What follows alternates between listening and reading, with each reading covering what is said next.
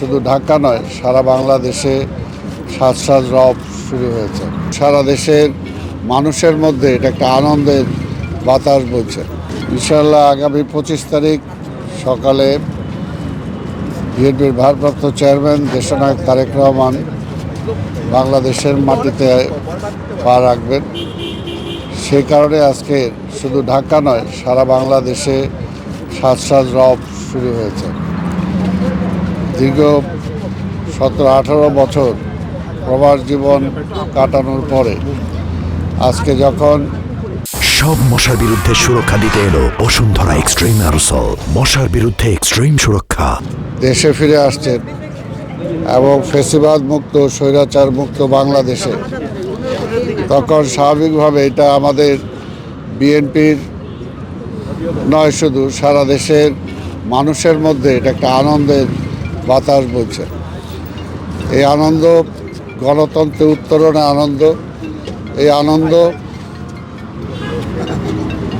জাতীয়তাবাদী শক্তির আজকে যে কর্ণধার, আগামী দিনের বাংলাদেশের ইনশাআল্লাহ নির্বাচনে যিনি প্রধানমন্ত্রী হবেন, আমাদের সেই নেতা জননেতা তারেক রহমানকে স্বাগত জানানোর জন্য যে আনন্দ। তাই আমরা বিশ্বাস করি আগামী 25 তারিখ কোথায় যে শুরু হবে আর কোথায় শেষ হবে এটা বলা মুশকিল, কারণ সেদিন ঢাকা শহর লোকে লোকারণ্য হয়ে যাবে।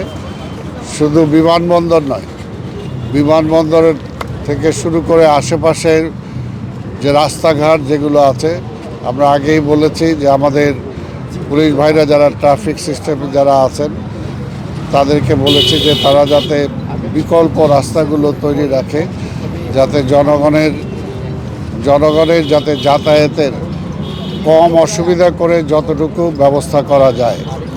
এবং আমরা বিশ্বাস করি যে একদিনের জন্য কিছু সময়ের জন্য হলো জনগণ আমাদেরকে ক্ষমার দৃষ্টিতে দেখবেন, কারণ এটা প্রয়োজন যে দেশনায়ক তারেক রহমান দেশের মাটিতে আসবেন আর এই দেশের মানুষ সাদরে তাকে বরণ করবে, গ্রহণ করবে। স্বাভাবিকভাবে এটার জন্য মানুষ অপেক্ষা করছে।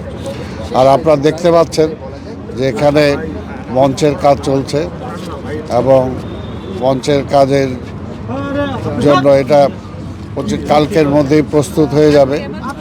প্রস্তুত হয়ে গেলে তিনি এখানে এসে জনগণের উদ্দেশ্যে কিছু কথা বলবেন এবং সেই সময় আপনারা জানতে পারবেন যে তিনি তার রিয়াকশনটা কি, সে সময় জানতে পারবেন।